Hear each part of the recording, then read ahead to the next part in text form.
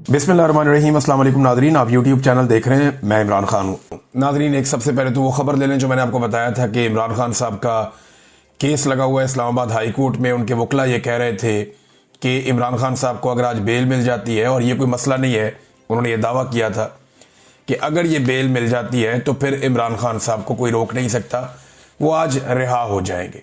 लेकिन हुआ क्या, जिसका खदशा था, जो मैंने आपसे कहा था कि जब तक इस्लामाबाद हाई कोर्ट में चीफ जस्टिस सरफराज डोगर साहब हैं, एस्टेब्लिशमेंट को या इमरान खान के दुश्मनों को कुछ भी फिक्रमंद होने की ज़रूरत नहीं है, क्योंकि डोगर साहब किसी भी लेवल तक जाएंगे एस्टेब्लिशमेंट को सर्व करने के लिए, ऐसा अब दिखाई देता है।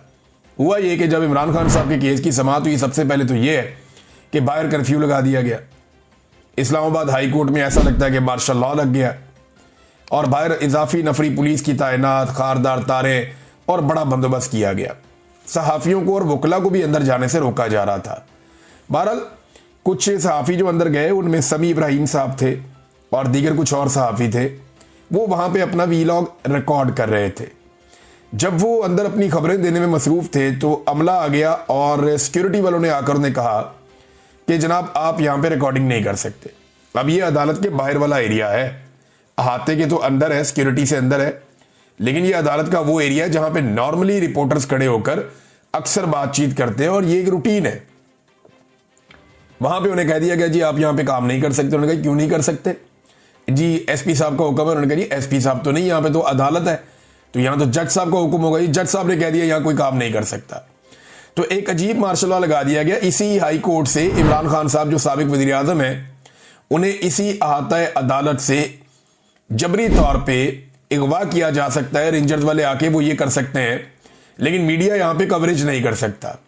ये मार्शल लॉ है और कुछ नहीं है। हुआ ये, जब समाज शुरू हुई तो पाकिस्तान तहरीक इंसाफ को बड़ी उम्मीदें थी, तो तहरीक इंसाफ को लगता था कोई बात आज बन जाएगी। लेकिन पता चला कि जी प्रोसिक्यूटर अब बीमार है, और प्रोसिक्यूटर जो बीमार है, ना उसने कोई मेडिकल रिपोर्ट भेजी, ना कोई और चीज भेजी, बस अचानक बता दी जी प्रोसिक्यूटर बीमार है और वो नहीं आ सकता। नॉर्मली ये होता है कि बीमार हो तो जज एक आधे दिन की, 2 दिन की तारीख दे देता है कि ठीक है भाई, कल आके पेश हो जाए, नहीं तो अपनी मेडिकल रिपोर्ट लेकर आए, नहीं तो फिर आप उनकी जगह किसी और को बोले वो पेश हो जाए। सरकारी है ना, तो सरकार का काम नहीं रुकता होता है। एक प्रोसिक्यूटर बीमार है, दूसरा आ जाता है। लेकिन पता चला जनाब के प्रोसिक्यूटर बीमार है, और उसके बाद इस बीमारी की बुनियाद पर जज साहब ने कहा, जी आज तो समाअत नहीं हो सकती। तो हम आपस में मशवरा करते हैं, मशवरा करके 5 मिनट में आपको बताते हैं अब करना क्या, अगली तारीख कौन सी है।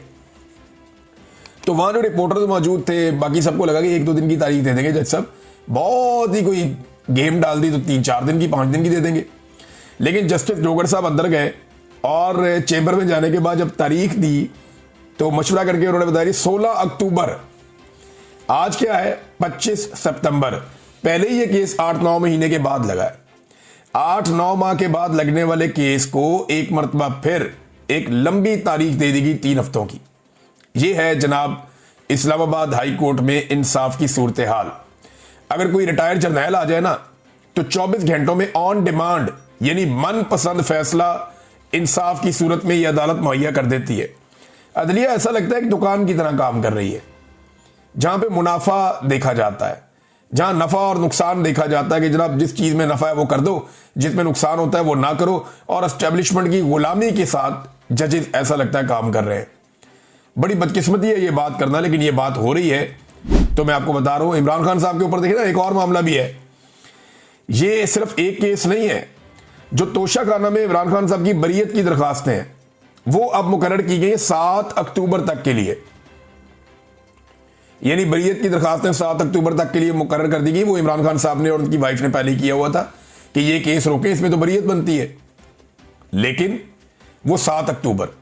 यानी अब हमें जो एक टाइमलाइन मिल रही है वो ये बता रही है कि 7 अक्टूबर से पहले पहले इमरान खान और बुशरा बीबी को सजा सुना दी जाएगी तोशाखाना 2 में।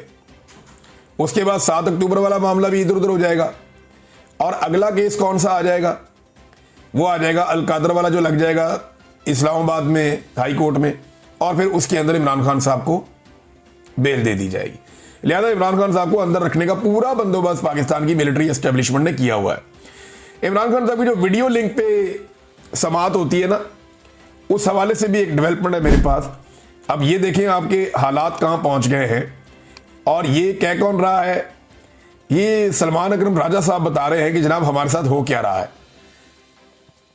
वीडियो लिंक पे इमरान खान साहब की जो समाअत हो रही थी उसके खिलाफ एक दरखास्त दायर कर दी थी पाकिस्तान तहरीक इंसाफ के इमरान खान साहब के वकला ने।